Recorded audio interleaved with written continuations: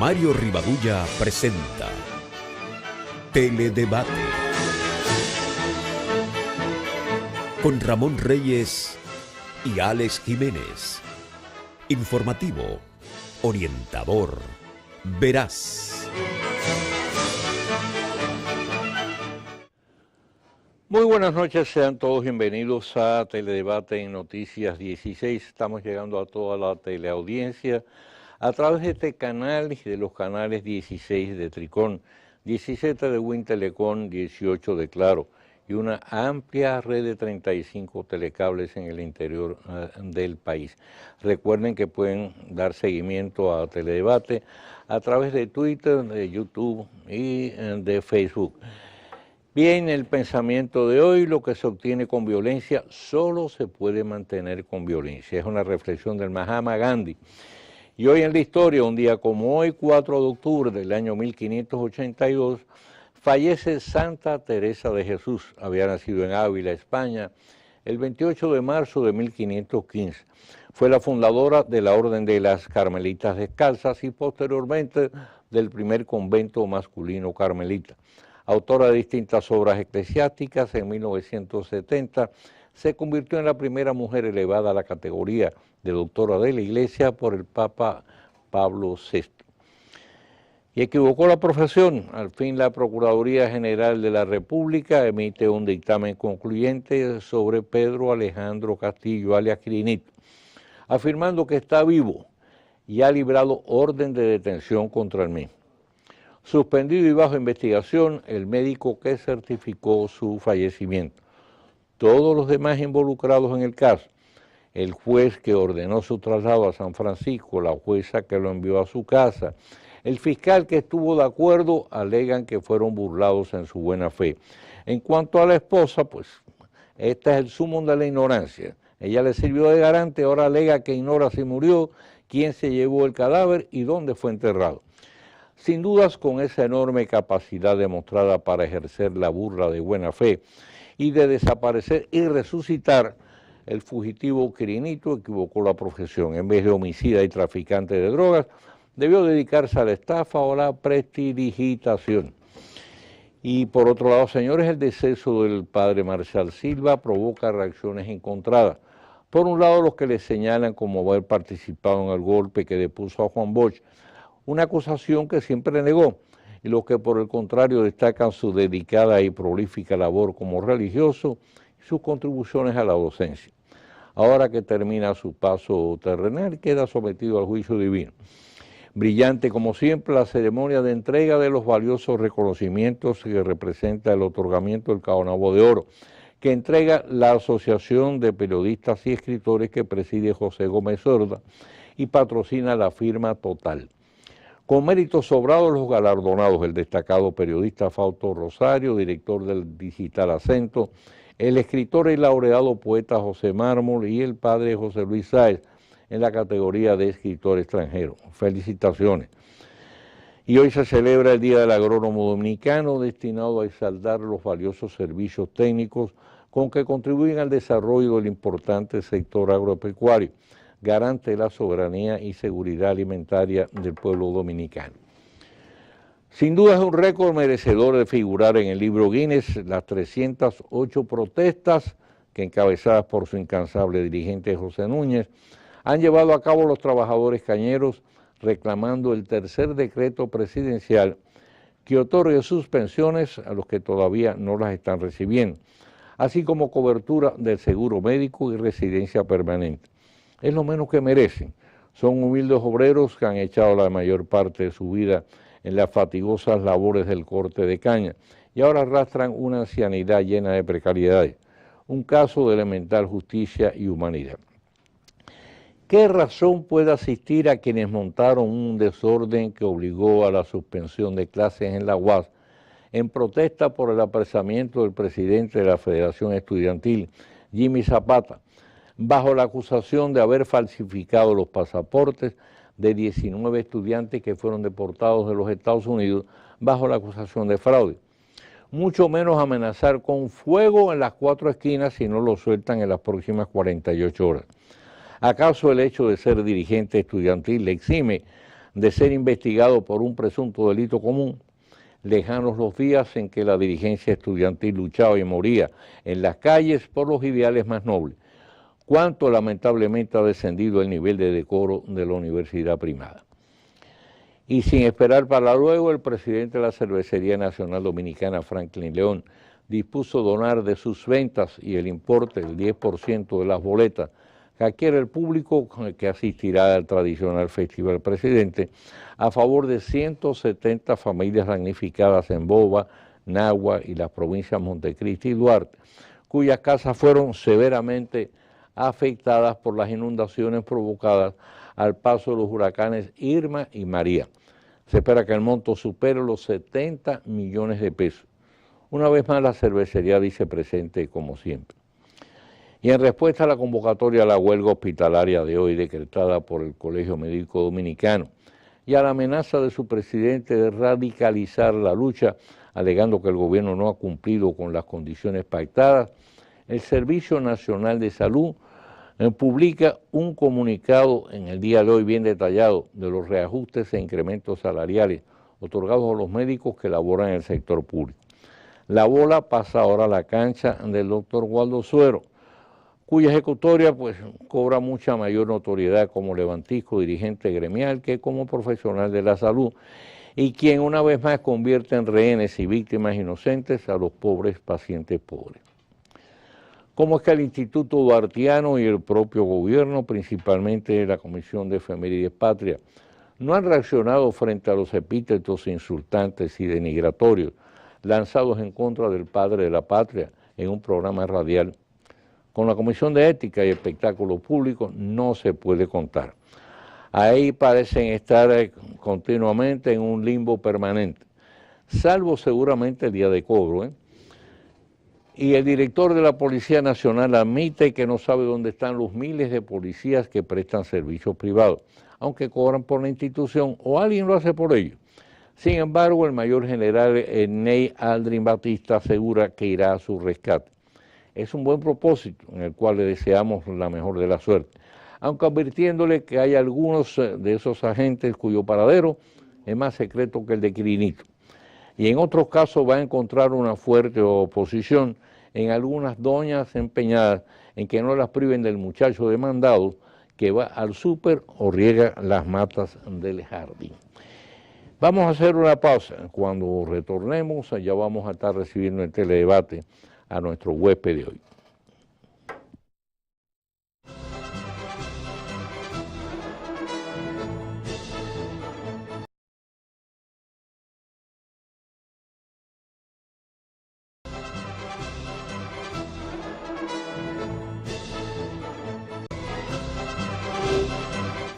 Bien, con nosotros hoy en Teledebate el doctor Juan Carlos de Jesús, quien es el encargado de la División de Salud Materno, Infantil y de Adolescentes. Encantado de tenerlo por acá. Gracias, un placer.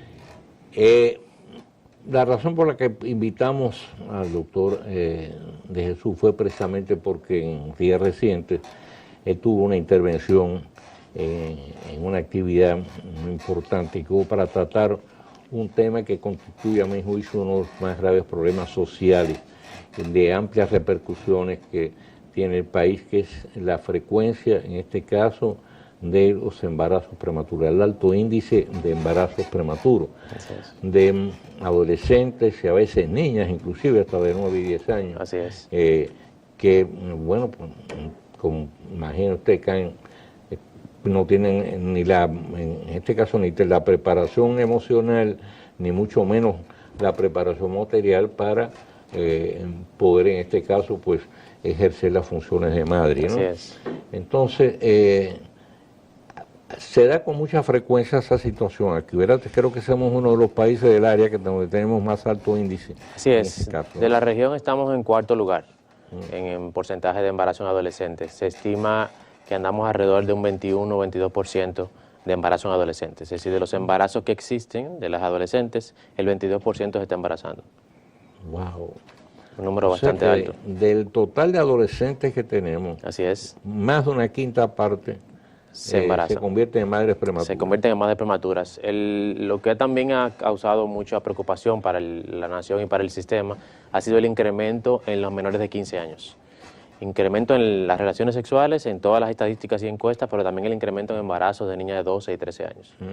Bueno, precisamente en estos días salió un caso muy dramático de una niña por la región de la fronteriza con 10 años que está embarazada, pero ella empezó su vida de pareja con un adolescente cuando tenía apenas 9 años. Así es, eran dos adolescentes. Dos adolescentes. Son casos realmente... Ahora, yo creo que el problema es que también hay que estudiar las motivaciones que llevan a ese punto. Creo que lo que llaman los psiquiatras un problema multidisciplinario, ¿no? Sí, o sea, multifactorial. Es multifactorial. O sea, el tema adolescentes, que en muchas discusiones hablamos de causa, problema, complicación o inclusive una reacción, dependiendo de la forma en que usted lo analice. Claro. Si lo analizamos el término salud, es una complicación, porque los embarazos en adolescentes aumentan el riesgo de mortalidad materna. El embarazo en adolescente aumenta el riesgo de abortos inseguros. Muchas de estas adolescentes se ven embarazadas, no quieren tener el niño, no tienen la facilidad de un acceso a un aborto y lo que hacen es un aborto inseguro con algunos de los métodos que conocemos. Independientemente del aborto, si se produce, si se sigue todo el proceso, de todas maneras, en una niña, un adolescente, me imagino que el riesgo de muerte es superior. El riesgo es superior. De las mortalidades maternas que hemos tenido en los últimos años, el 18% corresponde a adolescentes.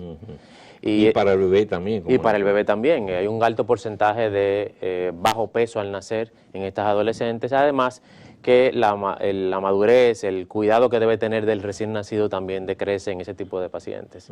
Entonces ahí estamos hablando del embarazo adolescente en términos de salud, como una consecuencia, pero también hay otras afectaciones como la educación. La mayoría de estas adolescentes desertan de la escuela. Claro. Eso implica que tenemos un gran número de adolescentes que salen de la escuela, tanto las femeninas por el embarazo como los masculinos en caso de que sean los progenitores del producto. Se produce deserción escolar y eso va creando lo que se llama un círculo de pobreza.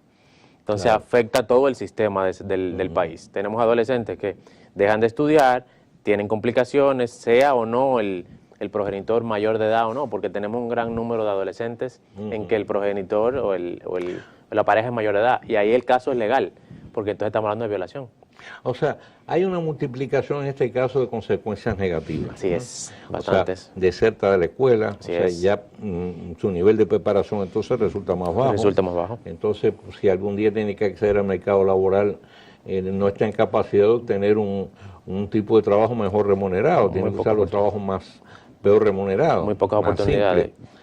En segundo lugar, desde el punto de vista fisiológico y emocional, no está tampoco capacitada, no está capacitada.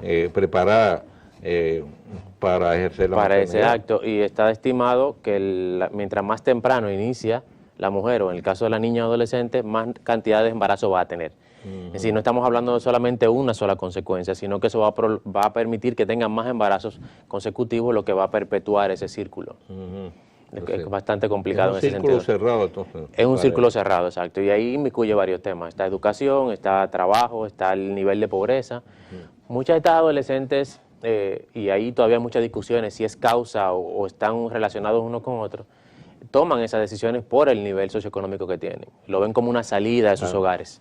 Y en muchos de esos casos la pareja es adulta o le lleva una gran cantidad de años, y esto lo ven como una salida de su hogar, del nivel económico que tienen, como una oportunidad, e inclusive lo toman como un proyecto de vida.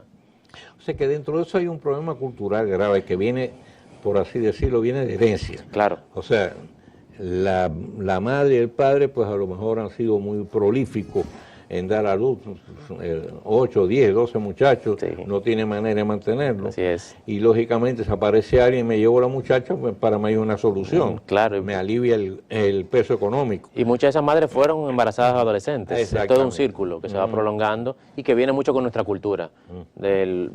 Podemos tener muchos de nuestras familias, abuelas y bisabuelas que se embarazaron bastante joven, como su único proyecto de vida. No había inserción laboral en ese momento de la mujer, no tiene ese destaque que tiene ahora a nivel profesional, y entonces eso promulgó esa cultura del embarazarse joven.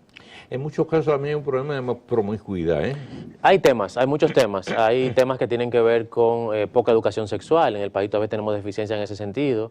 El nivel educativo en general, Claro. necesitamos reforzarlo, e impacta no solamente el embarazo de adolescentes, todas las complicaciones, inclusive cardiopatías y enfermedades nutricionales. Y también hay componentes que tienen que ver con el acceso a métodos anticonceptivos, a métodos de planificación. Eso es un gran reto que tenemos como país, seguir ampliando ese acceso, porque existe una necesidad insatisfecha en que las encuestas hablan de un 27% en adolescentes. Es decir, hay un 27% de adolescentes que demanda la necesidad de métodos y no ha tenido el alcance o la consejería necesaria para tenerlo. Sí.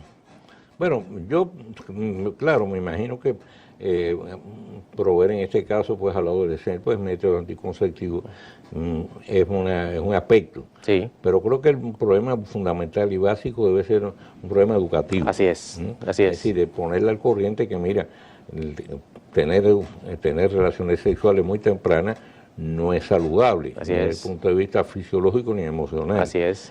Y además eso corre el riesgo de caer embarazada antes de tiempo. Claro, claro. Y las complicaciones que puede traer todo Sí. eso, tanto para ella como para su pareja, en el caso que también sea un adolescente, porque tiene que salir también del nivel Es un escolar. problema de mucha mayor amplitud. Sí. Que simplemente, mira, aquí tiene un condón, un punto. Exacto, exacto. Porque- no es tan fácil analizarlo de esa forma. Exacto, porque yo he visto en ese sentido también cierta, no sé, cierta proyección un poco simplista.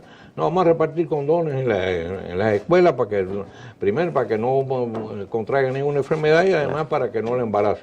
Claro, Oye, pero claro. yo creo que ahí no puede quedar la cosa. Ahí estamos viendo la fase final del Exacto. lo que estamos buscando es la prevención del embarazo. Ya el embarazo es lo final y ese es un aspecto biologista del problema, pero el aspecto intersectorial es mayor. En el país está creado un comité de prevención de embarazo intersectorial y hay un plan que caducó en el 2016, que fue la conversación que usted mencionó, que escuchó, en la que intervine, evaluando ese plan. Y ese es uno de los procesos que está haciendo ahora el Ministerio de Salud, evaluando ese plan que caducó el año pasado, que fue de manejo intersectorial, donde estuvo Vicepresidencia, Ministerio de la Mujer, Educación, Gabinetes Sociales, Ministerio de Trabajo, Juventud, Ministerio de Salud, donde promulgamos estrategias específicas para disminuir ese embarazo.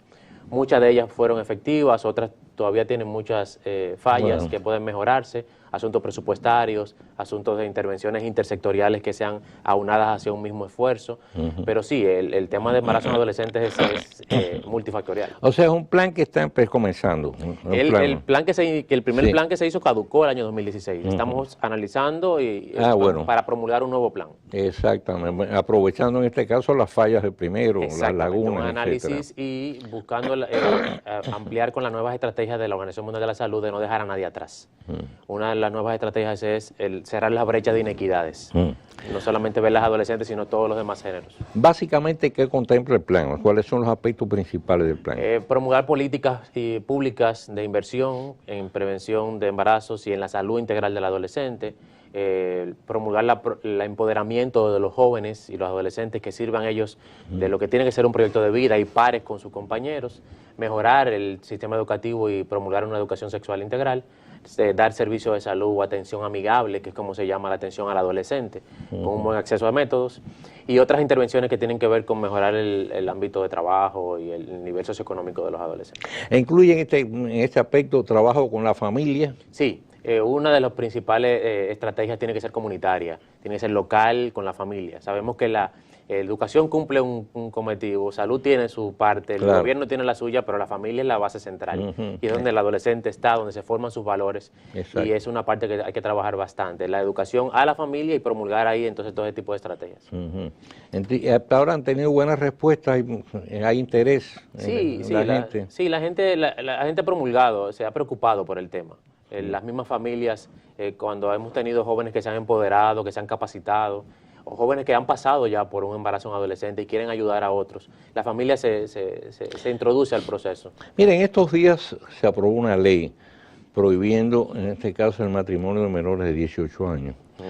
Me parece bien, pero creo que eso no resuelve la totalidad del problema, porque muchas de estas parejas si se unen por detrás de la iglesia, por así decir, en el registro civil. Claro, muchas son uniones libres y algunos ni siquiera llegan a una unión per se, sino en la relación de noviazgo o relación de pareja sin ningún tipo de estabilidad que surge el embarazo.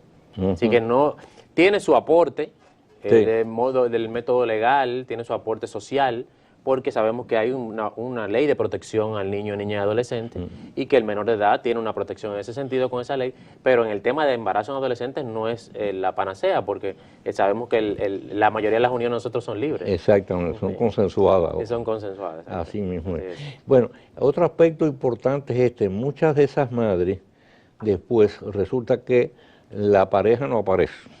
Sí. Es decir, después que no asume la menor responsabilidad de la paternidad. Así es. Y entonces la muchacha no le queda más remedio que convertirse ella misma en padre y madre. Entonces vienen los hogares que se llaman monoparentales, ¿no? Así es. O sea, ella tiene que afrontar en este caso, pues, es decir, la manutención del niño, y como no tiene preparación, como señalamos antes, tiene que en este caso dedicarse a las labores pues más mal pagadas que realiza cualquier persona, Sí, limpiar piso. Exacto. Trabajo informal. Exacto, el Sí. trabajo informal, pero además de baja calidad. Sí, inclusive hasta doméstico, en la calle, muchas terminan dejando sus hijas a otros Y familiares. la prostitución también. Sí, hay casos también. Ujú. Sí. Bueno, como señalabas antes, como mencionaste antes, esto aumenta el nivel de pobreza en el Sí, país, así lógicamente, porque ellos lo que hacen es incorporarse entonces a la masa más pobre del país. Así es. Lo que hacen es aumentar. Sí. Tengo entendido que hay un alto porcentaje en este sentido de hogares monoparentales, Sí. que la mujer es la que tiene que mantener al niño, ¿no? Al niño, así es. Sí, el porcentaje es alto. Hablando de pobreza, el quintil más bajo, es decir, la población más pobre es la que más embaraza en adolescentes, Sí. la que más mortalidad materna tiene, la que más mortalidad infantil tiene, y la donde hay más embarazos o familias monoparentales. Sí, esto es un hecho cierto. La mayoría de las familias pobres son precisamente las que tienen mayor cantidad de hijos. Así es. Así es. Porque lógicamente no conocen la planificación familiar, no toman tampoco previsiones en ese Nivel sentido educativo. para evitar los embarazos, y cuando se llenan de hijos, Y eso es todo un círculo. y entonces imagínate tú, viven asfixiados. Sí. Desde el punto de vista económico, y se produce esa situación. Claro. Cuando viene un individuo y le dice, me llevo a la muchacha, lo envían los cielos abiertos. Sí, en muchos sitios pasa. Esa es la población, situación. esa es la situación. Bien, en cuanto a la mortalidad materno-infantil, me imagino que las prematuras son las que hacen en este sentido un mayor aporte. Sí, en cuanto a mortalidad materna, embarazo en adolescentes en los últimos años está rondando el 16-18%. Es decir, de todas las mortalidades maternas que ocurren, de un 16 al 18% corresponden a adolescentes. Hay un gran número de estas mortalidades que son también de abortos inseguros y también son un porcentaje alto de adolescentes. En el caso de mortalidad infantil, que el 70% corresponde a mortalidad neonatal, es decir, los primeros 28 días, hay un gran porcentaje también que pertenece también a los embarazos adolescentes. Es decir, el aporte que hace el embarazo de adolescentes a esas dos morbilidades, tanto materna e infantil, especialmente la neonatal, es bastante alto. Tengo entendido que precisamente rebajar o reducir, en este caso, la proporción, el nivel de muertes materno-infantiles era una de las metas del llamado milenio, ¿verdad? Así es. ¿Se ha logrado algo en ese sentido, algún avance? Sí, había los objetivos del milenio que después pasaron a ser ahora los objetivos de desarrollo sostenible, un poquito más adaptados a la realidad en el momento. Claro. Nosotros como país hemos devengado una alta tasa de mortalidad materna.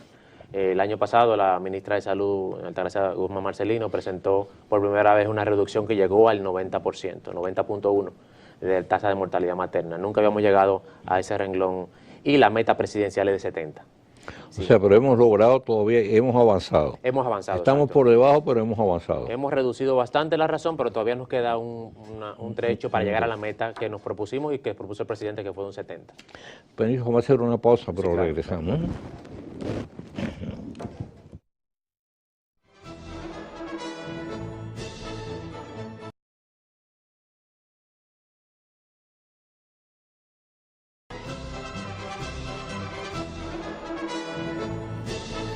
Bien, seguimos conversando en Teledebate con el doctor Juan Carlos de Jesús, quien es el encargado del Departamento de Salud Materno, Infantil y de Adolescente del Ministerio de Salud Pública.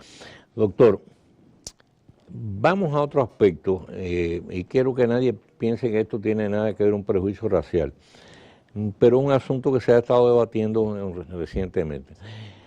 Hay una gran cantidad de parturientas haitianas que llenan los hospitales del país. Se estima que entre un 25%, un 20-25% de los alumbramientos que se producen en los hospitales dominicanos es precisamente de parturientas haitianas. Entonces, ¿qué es lo que ocurre? Que la mayoría de esas mujeres vienen, parece que en unas condiciones muy precarias de salud. ¿Por qué no han tenido atención prematernal? Porque el problema no es solo que la embaracen.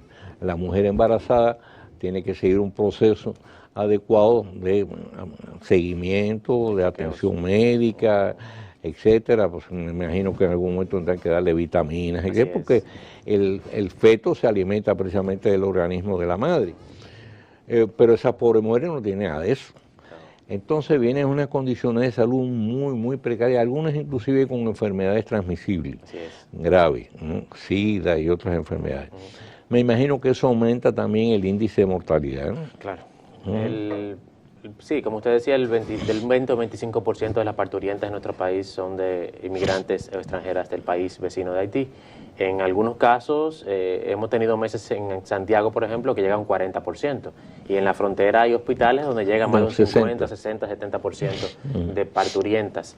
En el caso de la mortalidad materna, y eso es algo que no implica, ha llegado hasta un 27%. Es decir, de las mortalidades maternas ocurridas en el país, el 27% corresponden a esas extranjeras. ¿Y cuál es el problema? Sabemos que Haití tiene muchas deficiencias en todos los sistemas, tanto de salud como sus demás sistemas. Y entonces, como usted mencionaba, muchas de estas mujeres se embarazan y no llevan ningún chequeo prenatal. Eso permite que todas las evidencias que se van viendo durante el embarazo, deficiencias o irregularidades, no se detecten a tiempo. Entonces, muchas de estas embarazadas llegan aquí en busca de un mejor servicio, que tienen su derecho a buscar una mejor atención, y llegan aquí con graves déficits. Estamos hablando de que hemos tenido partos o cesáreas con embarazadas extranjeras con 4 de hemoglobina. Wow. Para la población lo normal debería ser de 12 a 16. Estamos hablando de anemia leve de 9 a 12 y severa por debajo de 6. Un caso grave de anemia, ¿no? Claro, que para poder intervenirla hay que tener una cierta cantidad de sangre ya reservada por la complicación que puede presentar dentro del transquirúrgico. Y lógicamente eso se transmite al feto. Desnutrición, bajo peso, problemas de crecimiento dentro del embarazo. Y entonces también vienen otros temas que son las transmisiones. Tenemos todavía temas con VIH y enfermedad de transmisión sexual en el país vecino, y también con temas que tienen que ver con muchas otras enfermedades como tuberculosis, inclusive hasta temas de malaria todavía en nuestro vecino país. Todo esto sobrecarga el sistema de salud dominicano, que de por sí tiene ciertas deficiencias y que hacemos esfuerzos. Y tenemos el tema también del idioma, del tema de que muchas de estas madres cruzan por diferentes métodos que cruzan en algunos momentos. Algunas cruzan al segundo, tercer tercio, algunas cruzan directamente referidas de otro centro y algunas cruzan ya en el momento de van a dar a luz. Y entonces eso no permite tener una buena evolución, un buen manejo de estas. Sí impacta mucho, impacta tanto a nivel de salud, los indicadores, como también a nivel económico. La inversión en salud que devenga solamente para ese tipo de extranjeras que no cotizan en la seguridad social, que no aportan, porque no son, la mayoría no tienen ninguna, ni vivienda ni aporte laboral aquí. Entonces eso impacta el presupuesto del sistema del Servicio Nacional de Salud.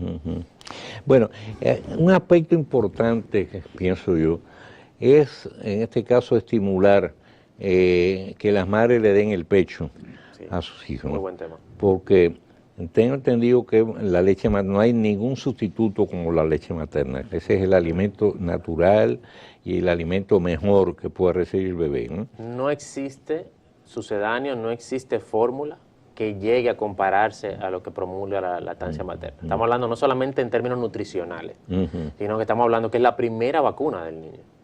El calostro tiene los antígenos, tiene la capacidad inmunológica que va a permitir el desarrollo correcto de ese niño. La protección del niño está en el calostro, que es la primera bocanada de leche materna que se da.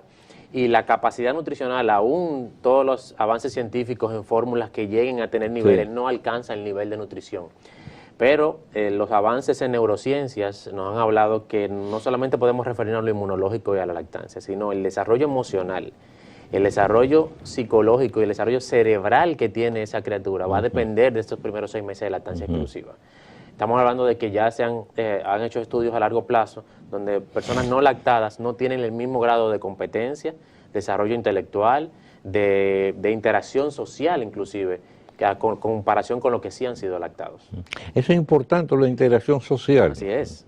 Sí. O sea, uno no se recuerda, claro, pasa y uno no se recuerda cuando estaba lactando, pero parece que realmente el mapa cerebral lo registra, ¿eh? Sí. Y eso es un factor determinante después de la conducta del individuo, Claro, el comportamiento. Se habla de que las terminaciones nerviosas que existen en la boca son el primer contacto cognitivo que tiene el ser humano. Claro. Y por eso se lleva todo a la boca. Y eso permite un desarrollo, no solamente la parte muscular, sino también la parte cerebral.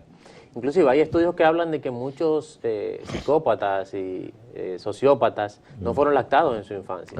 Es decir, que impacta grandemente en el comportamiento. La lactancia materna es un gran reto para el país y para el ministerio. Somos pro lactancia, promulgamos la lactancia exclusiva los primeros 6 meses y luego ya acompañada por lo menos 2 años. Y para eso hay muchas estrategias que se están trabajando a nivel comunitario.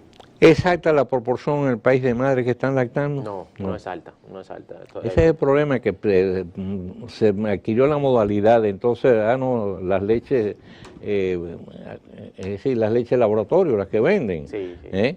Y entonces las madres se han acostumbrado a lactar a los hijos. Sí, hay ciertos temas culturales, hay temas propios del sistema de salud y temas comerciales. Hay temas culturales, muchos tabúes de que se cae el seno, de las complicaciones que puede tener el lactar o no.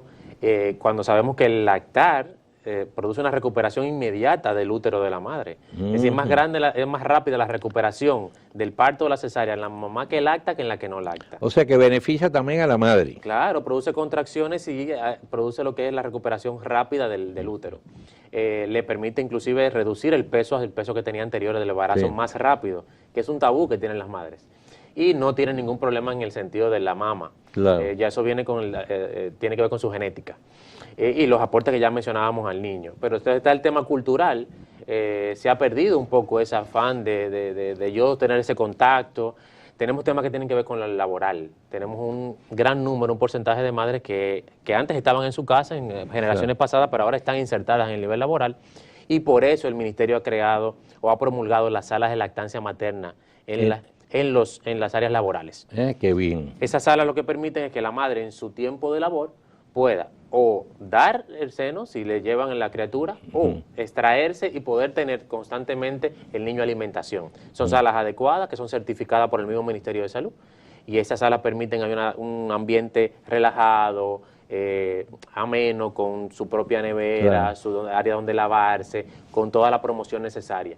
Y eso ayuda mucho a la madre a la recuperación en la parte social y también en la promulgación del mejoría. ¿Hay muchas salas de esas instaladas ya? Sí, ya empezamos, ya tenemos bastantes salas y son muchas las empresas que están cada día trabajando para tener salas de lactancia. O sea, están recibiendo en este caso buena cooperación por parte de la empresa. Buena cooperación por parte de las empresas, y tenemos colaboración directa por parte de OPS y UNICEF en esos sentidos, y cada día hay más salas de lactancia materna a nivel laboral, lo cual impacta bastante. ¿Ese tipo de trabajo acá también dentro de la esfera en que usted se desenvuelve, que usted dirige? Sí, dentro del departamento que dirijo, la lactancia materna. Entonces, el otro tema que hablaba era el tema salud.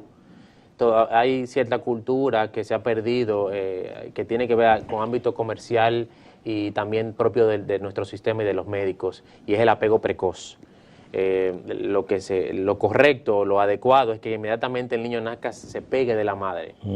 Pero muchos de nuestros centros privados, el bebé se retira a un área donde le dan un cuidado especial y luego que la madre está en la habitación, entonces suben el bebé y eso hay una brecha de apego precoz que se pierde. Y en muchos de esos casos, dentro de esa área de cuidado, el niño ya necesita ingerir, entonces se le provee una fórmula. Y eso entonces comienza que no es lo mismo, en término popular, chupar un chupete que amamantarse, el esfuerzo que necesita la musculatura para desarrollarse. Entonces el niño, la madre, entonces dice, bueno, ya le dieron leche, vamos a seguir con la leche. ¿Qué tiempo dura normalmente el proceso de lactancia? ¿Qué tiempo debe durar de la madre? El exclusivo debe ser 6 meses.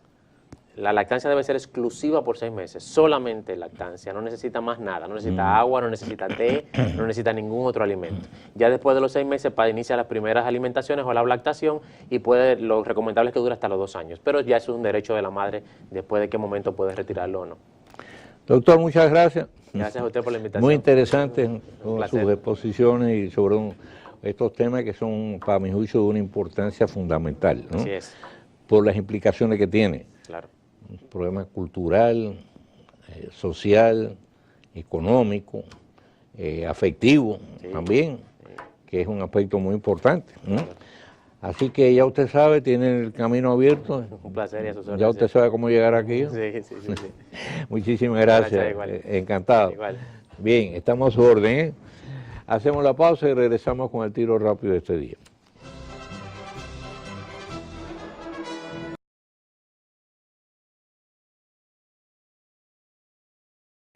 En Teledebate, el tiro rápido con Mario Rivadulla. El presidente de la Asociación Nacional de Fabricantes e Importadores de Productos para la Protección de Cultivos, AFIPA, Julio Lee, advierte que el cambio climático constituye una amenaza para la seguridad alimentaria del pueblo dominicano y las condiciones de vida e ingresos de la población rural. No exagera. Se trata de una voz autorizada por la directa y estrecha vinculación de las empresas que integran dicha entidad con el desarrollo de las actividades agropecuarias, a las cuales aportan fertilizantes y productos para el control de las plagas en los cultivos, tanto químicos como orgánicos. Su alerta se suma a las muchas otras que cada día se dejan escuchar en forma cada vez más apremiante, sobre una realidad que de continuo nos está enviando señales crecientemente preocupantes sobre el comportamiento más diferenciado de la naturaleza que se aparta de sus patrones tradicionales. Las dos más recientes las encontramos en la trayectoria de los huracanes Irma y María, como hizo notar el geólogo y ambientalista Osiris de León en sendas comparecencias que llevó a cabo en Teledebate, precisamente en los días en que tuvieron lugar ambos meteoros. En los dos casos llamó la atención sobre la pronta conversión en el espacio de apenas escasas horas de tormentas tropicales en sus inicios a los más fuertes huracanes que haya sufrido la región del Caribe. Un proceso de evolución que normalmente se tomaba varios días. Si bien es cierto que todavía hay unos científicos que se obstinan en negar el cambio climático, ya sea por una valoración errática, ya respondiendo a determinados intereses, su número se ha ido reduciendo al extremo de resultar hoy casi insignificante. En cambio, ya más del 98% de los climatólogos y científicos más reputados consideran el calentamiento global una amenazante realidad. Dentro de este marco ha resultado motivo de desaliento el hecho de que el presidente Donald Trump tomara la decisión de que los Estados Unidos, segundo país que envía la mayor cantidad de gases a la atmósfera, se niegue a ratificar el protocolo de Kioto. Mediante este, las naciones de mayor poder económico, que son precisamente las que ocupan los primeros lugares en agresiones al medio ambiente, se comprometieron a establecer políticas de efectivo control ambiental, al tiempo que aportar fondos para apoyar a los de economía más débil en la implementación de medidas destinadas a reducir los niveles de contaminación y a realizar los necesarios ajustes en previsión de reducir los perjuicios ocasionados por el cambio climático. Es evidente que la no ratificación del protocolo por parte de los Estados Unidos constituye un fuerte golpe, tanto político como psicológico y financiero, al esfuerzo común del conjunto de países que suscribieron el mismo. Pero al margen de esa circunstancia y precisamente por ella, es que con mayor razón nosotros, en República Dominicana, tenemos por nuestra parte que poner los mayores empeños en enfrentar una realidad que se nos muestra cada día de manera más palpable. No olvidemos que en el ilustrativo y premiado documental Una verdad inconveniente, que vio la luz hace algunos años, del ex vicepresidente estadounidense Al Gore, convertido ahora en cruzado de la lucha contra el efecto invernadero, la República Dominicana figura entre los 10 países que pudieran resultar más afectados. Es para tomarlo muy en serio y con la mayor responsabilidad. Cabe en este caso aplicar la vieja máxima de que guerra avisada no mata soldados. En nuestro caso, los avisos y las evidencias son más que sobrados. Y la del cambio climático es una guerra que no podemos evadir y mucho menos perder. Mañana, si Dios quiere, estaremos de nuevo con ustedes con una nueva entrega de Teledebate en Noticias 16. Ahora les sugerimos que no se muevan de frente a sus televisores para que puedan seguir disfrutando la programación de nuestro canal y posteriormente de la última entrega del informativo de Noticias 16, que viene por ahí con las informaciones de mayor importancia de lo que ocurre en el país y en el resto del mundo. Por nuestra parte, tengan todos, como siempre, un muy feliz y tranquilo resto de la noche. Mario Rivadulla presentó Teledebate con Ramón Reyes y Alex Jiménez. Informativo, orientador, veraz.